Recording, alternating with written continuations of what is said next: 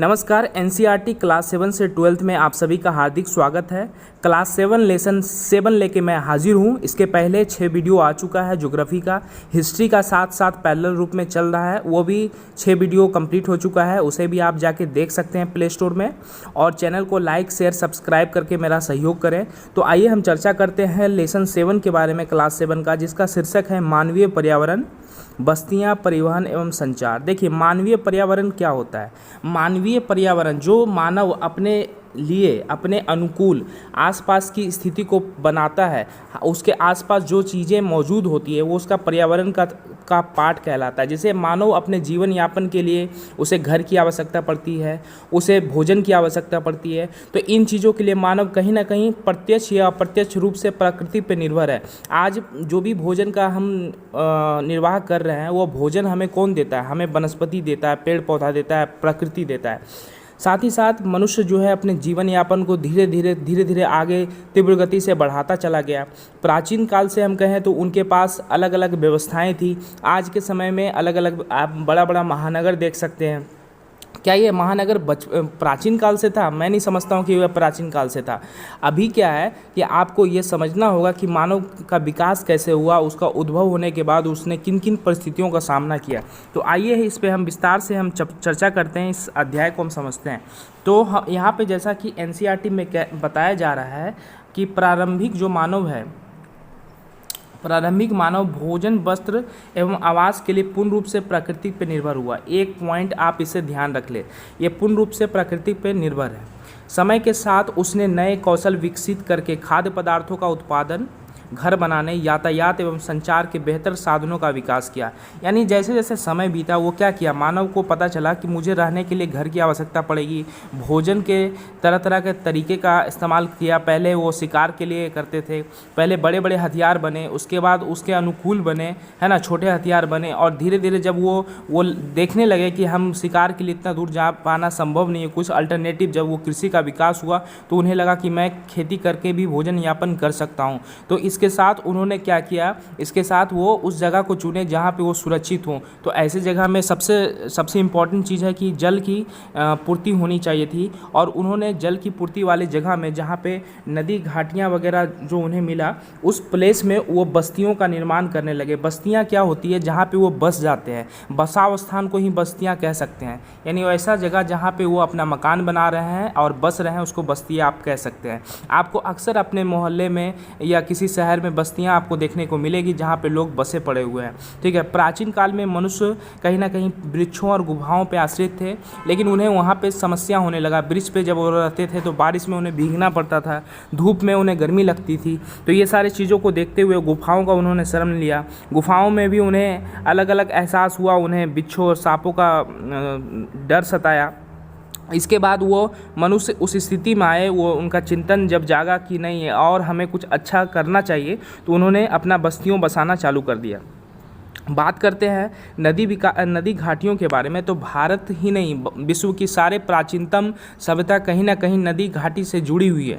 अगर हम कहें कि भारत की जो प्राचीन नदी में से एक है सिंधु नदी, तो सिंधु नदी, आपको पता है कि जितनी भी सभ्यता हुई है सिंधु घाटी सभ्यता, वो अपने आप में अपने लिए उत्कृष्ट थी वो सभ्यता काफ़ी।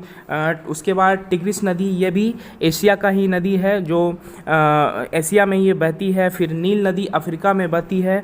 और ये हुआंग ही नदी जो है, ये नदी आपका चाइना का है। तो ये सारी नदियाँ जो हुई है विश्व की प्राचीनतम नदियों में से है। इन सारे नदियों के बारे में डिटेल से मैं नदी का एक चैप्टर लेके आऊँगा, उसमें पूरा चीज़ को बताऊँगा, दुनिया की हर नदी का जिक्र करूँगा, एक नदी भी छूटेगा नहीं।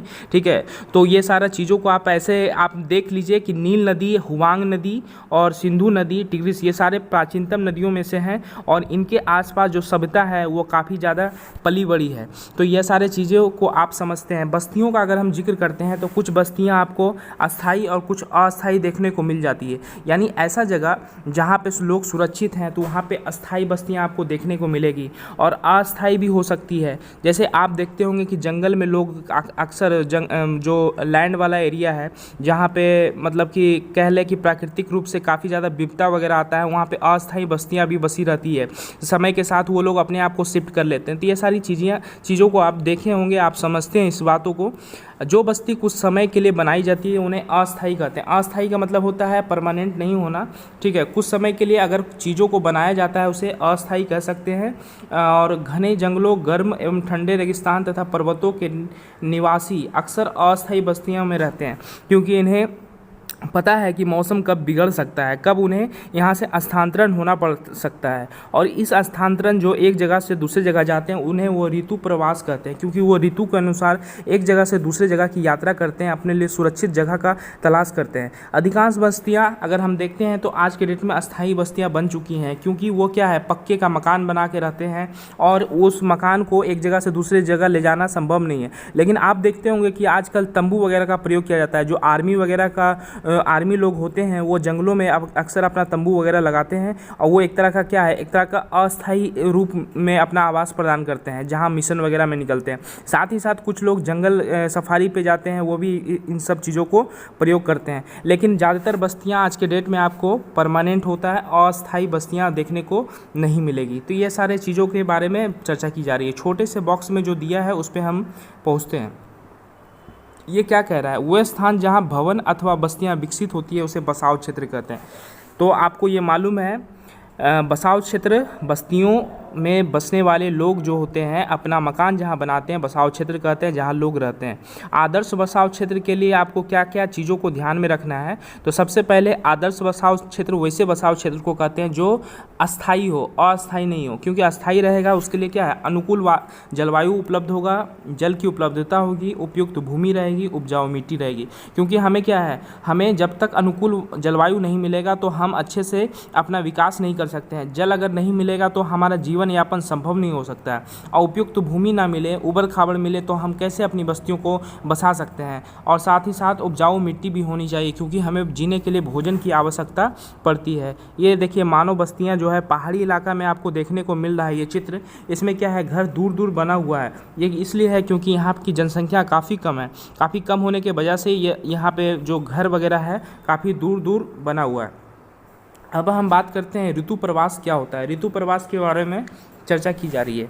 ऋतु प्रवास लोगों के मौसमी आवागमन को ऋतु प्रवास कहते हैं। जो लोग पशु पालते हैं वे मौसम में परिवर्तन के अनुसार नए चारागाह की खोज के लिए निकलते हैं। आप अक्सर देखते होंगे कि जो हमारे जीव जंतु होते हैं मौसम के अनुसार एक जगह से दूसरी जगह भ्रमण करते हैं, वो अपने भोजन के तलाश में आते हैं। खास करके पक्षी लोग अक्सर आपको देखने को मिलेगा। तो ये सारी चीज़ों को आप ध्यान में आप समझ सकते हैं। अब देखिए जो सघन बस्तियाँ होती है जहाँ पे भीड़ भाड़ अधिक होता है, वहाँ पे अक्सर देखने को आता है कि वहाँ पे पॉल्यूशन का भी परसेंटेज काफ़ी ज़्यादा इम्पोर्टेंट रहता है। यहाँ पे जो स्टोरी दिया गया है इसमें मैरी का जन्मदिन पर केक काटने के साथ ये कुछ कहानियाँ दी हुई हैं। एनसीईआरटी का खूबी है कि कैसे चीज़ों को वो समझाता है। तो इसका जो सार है, इसका सार में जो है वो प्रदूषण को जिक्र किया गया है। आपको बता दें कि प्रदूषण का सबसे ज़्यादा प्रमुख स्रोत मानव है। मानव जो है इस समाज को, इस जलवायु को सबसे ज़्यादा प्रदूषित किया है। आज हम अपने जीवन यापन के लिए जो घर बनाते हैं, पेड़ों को, जंगलों को काट के बनाते हैं, वहाँ पे प्रदूषण फैलता है।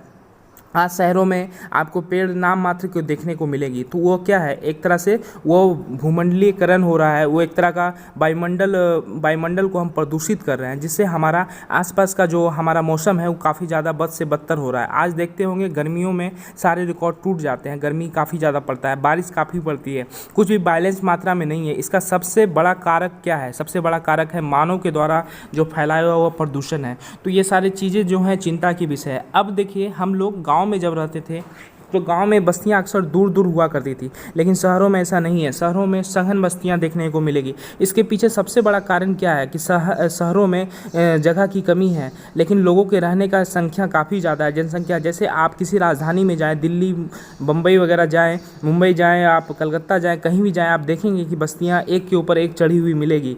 वहाँ पर पेड़ों का संख्या नाम मात्र का आपको मिलेगा, हरियाली कहीं नहीं मिलती है। और इसके कारण क्या है, वहाँ पर आपका पॉल्यूशन का लेवल एकदम उच्चतम रहता है। रहता है। तो ये कहीं ना कहीं मानव के विकास का बाधक है, ये कहीं ना कहीं मानव के जीवन पे बहुत बड़ा खतरा है। आज देखिए तरह तरह की बीमारियां उत्पन्न हो रही है। कोरोना के इस दौर में आप सारे लोग इतने परेशान हो चुके हैं। ये क्या है? ये मानव के द्वारा फैलाया हुआ है। मानव को द्वारा इस रूप में मैं कह रहा हूँ क्योंकि मानव ने जो कर्म किए हैं उससे ये सारी चीज़ें हो रही है। जो पॉल्यूशन हो रहा है, मानव जो प्रकृति का विनाश करता जा रहा है, इसका ही निष्कर्ष है। हमें प्रकृति से प्रेम होना चाहिए, हमें जीवन में ज़्यादा से ज़्यादा पेड़ पौधे लगाने चाहिए। इससे क्या होगा? इससे ये होगा कि आपका जीवन संघर्षमय ना रहेगा। आप आज के डेट में देखें कि गांव ज़्यादा सुरक्षित हो रहा है शहर की अपेक्षा। क्यों? क्योंकि गांव में आज भी संस्कृति बची हुई है, आज भी पेड़ पौधे सही सलामत कुछ हद तक हैं, जिसके वजह से वहाँ के लोग ज़्यादा सुरक्षित हैं, ज़्यादा स्वस्थ हैं। ठीक है, तो ये सारी चीज़ों को ध्यान में रखता है। अब बहुत सारे लोगों का ये भी मतलब होता है कि वो शहरों की तरफ पलायन करना चाहते हैं। इसके पीछे कारण क्या है? क्योंकि उन्हें सबसे ज़्यादा है कि उन्हें भौतिक सुख सुविधा मिले, उन्हें नए रोजगार मिले। नए रोजगार मिलने के साथ वो बेहतर स्वास्थ्य, शिक्षा, ये सारे चीज़ों का मांग को लेके शहर की तरफ पलायन करते हैं। अगर गांव में उन्हें ये सारी सुविधाएं उपलब्ध हो जाए तो मैं समझता हूं कि गांव ज़्यादा खुशहाल हो जाएगा। और सरकार को इस दृष्टि से सोचना भी चाहिए, और सरकार ये इस पर पहल भी कर रही है। वो गाँव को ज़्यादा उत्कृष्ट करने के लिए अनेक योजनाओं पर काम कर रही है, और किसी भी चीज़ों को दुरुस्त होने में समय लगता है, और उम्मीद करेंगे कि वो समय के साथ पूर्ण होगा। तो ये सारी चीज़ें हैं। अब ये देखिए प्रकीर्ण बस्तियों के बारे में बताया गया है। इसमें घर वगैरह दूर दूर में है, क्योंकि ये क्या है, ऐसी जगह में जहाँ जनसंख्या काफ़ी कम होती है। तो ये सारी चीज़ों को आप देख सकते हैं। इसके साथ ही अगर आप वैसा प्लेस में आप जाए जहाँ पे जल वगैरह जमा होता है, तो वहाँ पे घर और बस्तियाँ अलग डिज़ाइन की बनती है। देखिए यहाँ पे क्या है, ये बस्तियों को ऊंचा रखा गया है क्योंकि इस एरिया में जल का जमा होता है। जल का जमा होने की वजह से ये मकान वगैरह ऊंचा होता है। इसे सीटल्ट पर मकान कहते हैं, यानी ये जो है ना बांस, ये जो बम्बू वगैरह है, इस पे मकान वगैरह बनाया जाता है। तो ये आपको देखने को मिलेगा। ये जो है इग्नू है, जहाँ पे बर्फ़बारी ज़्यादा होता है, यानी जब ठंडा प्रदेश है वहाँ पे जो मकानें बनती है इग्नू के शेप में बनती हैं, और ये काफ़ी इम्पॉर्टेंट है आपके निवास के पॉइंट ऑफ व्यू से। तो आप समझ सकते हैं कि जिस जगह में जैसा वायुमंडल है, जैसा जलवायु है, उसके अनुसार मकान वगैरह बनाया जाता है। तो ये सारे चर्चा मैंने किया। आगे हम बात करते हैं परिवहन पे। देखिए मानव जब अपने विकास की ओर बढ़ा, मानव को जो मौलिक अधिकार, जब मौलिक जो आदमी का जो ज़रूरत है वो पूरा हुआ, तो उनके लिए तरह तरह के नई नई चीज़ें भी सामने आता गया। जैसे मानव क्या है कि सबसे पहले भोजन के लिए एक दूसरे पर निर्भर होता गया, कृषि करता गया। कृषि करने से जब उसे पर्याप्त मात्रा में भोजन उपलब्ध होने लगा, जब उसके पास एक्सेस मात्रा में चावल, धान, गेहूँ, ये सारे चीज़ों का उपज होने लगा, तो उसे लगा कि ये चीज़ों को अब वो रख के बर्बाद कर दे, इससे अच्छा है वो दूसरे के पास दे दे। तो पहले वाटर सिस्टम में आप देखते थे कि चीज़ों का आदान प्रदान होता था। जैसे जैसे सभ्यता बढ़ी, वो उसका व्यापार प्रारंभ कर दिया और चीज़ों को बेचने लगा। आज भी हम गांव से देखते हैं सब्जियों, चाहे जो भी अन्न वगैरह है, वो शहरों में लाके बेचा जाता है। तो इसको क्या है, इसको ढोने के लिए वो परिवहन की आवश्यकता पड़ी। और परिवहन क्या है? परिवहन मतलब एक जगह से दूसरे जगह जाने के लिए जो वाहन का प्रयोग करते हैं वही परिवहन है। परि का अर्थ होता है एक जगह से दूसरी जगह भ्रमण करना। ठीक है, तो इसके लिए उन्होंने सबसे पहले वो जानवरों का प्रयोग करने लगे, और इसमें यातायात के साधन के रूप में घोड़ों का प्रयोग, बैल का प्रयोग, ये सारी चीज़ों का प्रयोग प्राचीन काल से जो उपलब्ध जानवर थे उनके अनुसार वो करने लगे, पशुओं का प्रयोग करने लगे। तो ये इस रूप में परिवहन थोड़ा विकसित हुआ। आप ये जो पिक्चर देख रहे हैं, ये पिक्चर में घोड़ा गाड़ी का जिक्र किया गया है। आप भी आजकल इंडिया में अभी भी आपको देखने को बहुत जगह मिल जाएगा घोड़ा गाड़ी। इस पे बैठने का एक अलग आनंद होता है। ठीक है, तो ये सारी चीज़ों का आप प्रयोग कर सकते हैं।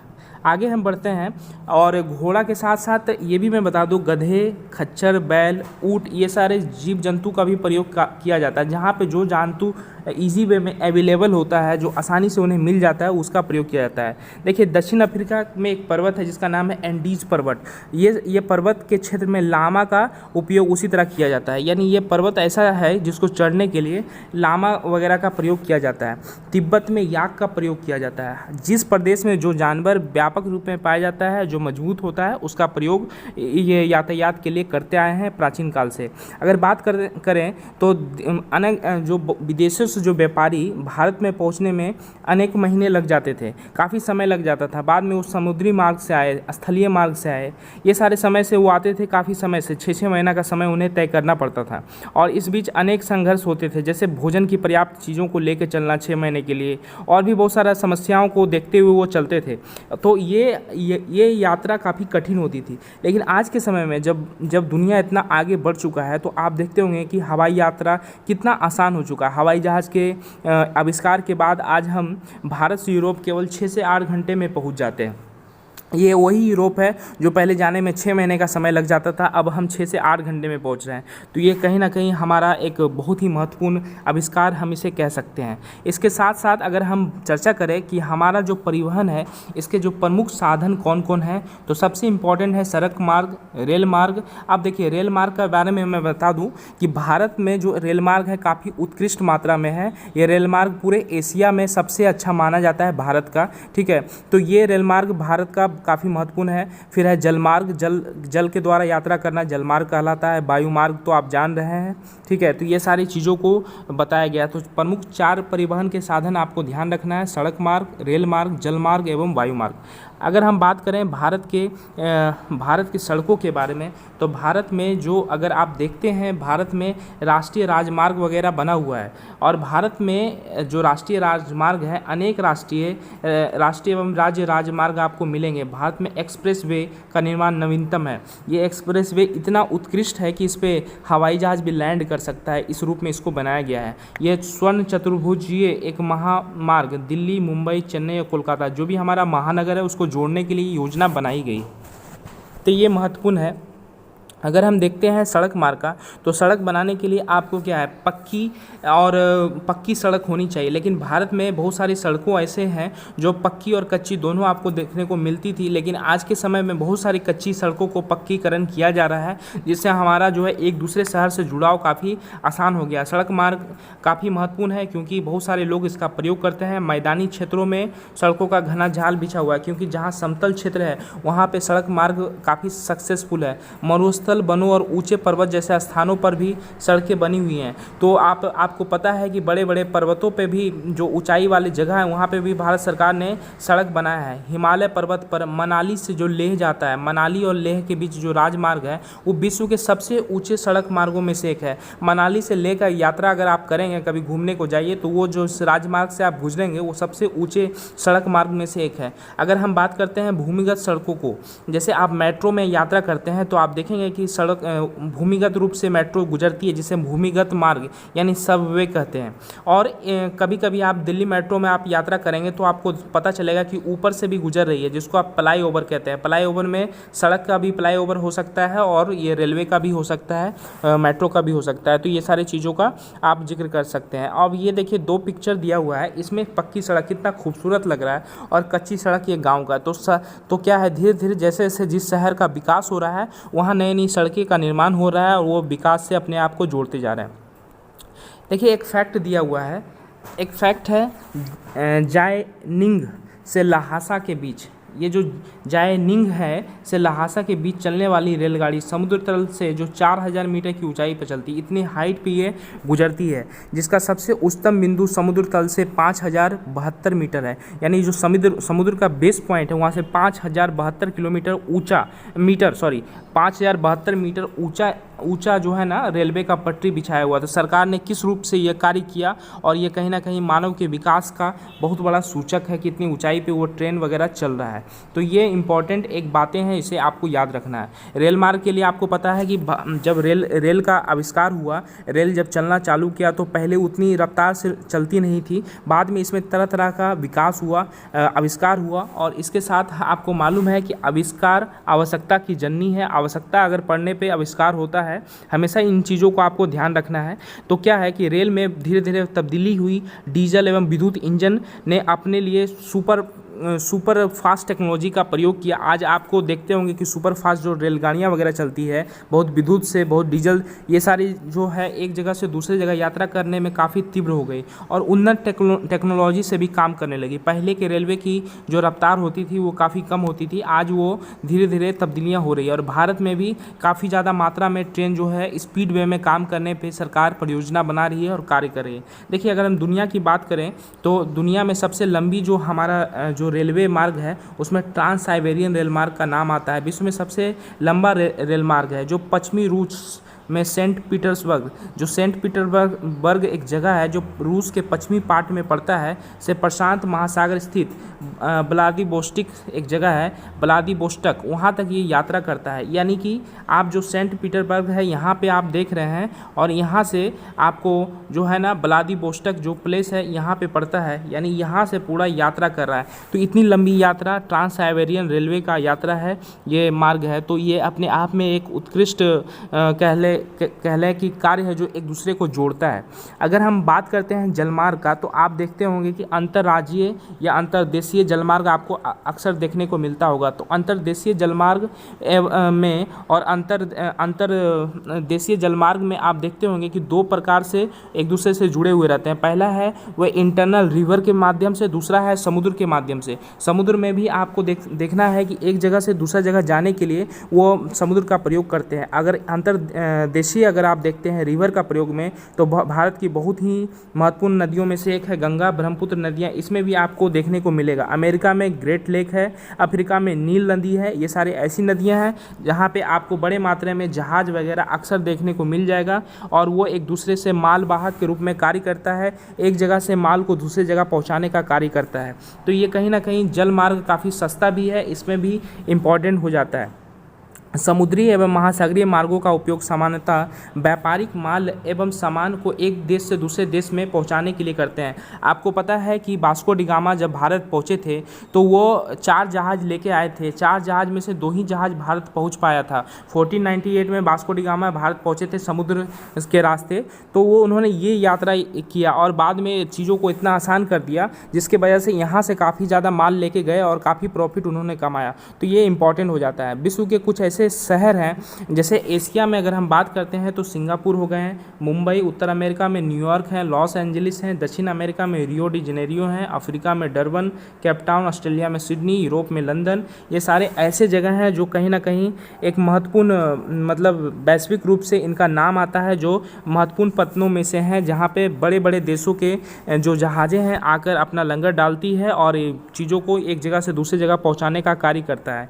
वायु मार्ग का बात करते हैं तो वायुमार्ग दुर्गम क्षेत्रों में भी संभव हो पाता है। वायुमार्ग में 2 चीज़ों को यूज़ किया जाता है। पहला है आपका हवाई जहाज आप देखते हैं, दूसरा हेलीकॉप्टर है। मतलब जो भी वायु का प्रयोग लेके एक जगह से दूसरा जगह जाए वो वायुमार्ग का मतलब अंतर्गत आता है। और वायुमार्ग में बहुत सारे चीज़ों बाधक भी होते हैं और ये काफ़ी महंगा साधन है, क्योंकि आपको पता है जो वायुयान एक जगह से दूसरी जगह जाते हैं तो जो ईंधन का प्रयोग होता है वो काफ़ी कॉस्टली होता है, और ये एक दुर्गम स्थल से दूसरे दुर्गम स्थल तक जाने में संभव हो पाता है। सेना अक्सर हेलीकॉप्टर का प्रयोग करती है, और हेलीकॉप्टर से क्या है, संकट की स्थिति में हम लोग जो देखते हैं क्या होता है, संकट की स्थिति में हम लोग प्रयोग करते हैं।